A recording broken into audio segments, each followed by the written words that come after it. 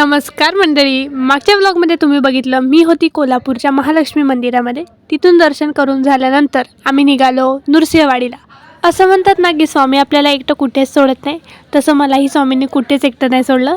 म्हणजे मी जेव्हापासून घरातून निघाली तेव्हापासून स्वामी मला कुठे ना कुठे दिसलेच. त्यांची मूर्ती, त्यांचं चित्र एखाद्या कारवर किंवा एखाद्या हॉटेलमध्ये त्यांची मूर्ती. म्हणजे जरी माझी मम्मी पप्पा माझ्यासोबत नसले तरी स्वामी माझ्यासोबत आहे, म्हणून खूप भारी वाटत होतं.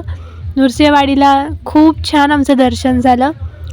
गर्दी होती थोडीफार, पण आम्ही लवकर आलेलो होतो. सकाळी 12च्या आधी आलेलो ना तर खूपच छान दर्शन झालं, कारण की 12च्या नंतर इथे खूप गर्दी होत होती. नेमकीच दत्त जयंती झाली होती तर इथे छानपैकी सजावट केलेली होती. मंदिराचं वातावरण खूप छान आहे. थोडीशी पेटपूजा केली आणि मग त्यानंतर आम्ही निघालो. आता कुठे निघालो हे तर तुम्हाला पुढच्या व्लॉगमध्ये बघायला भेटेल. तोपर्यंत टू बी कंटिन्यू.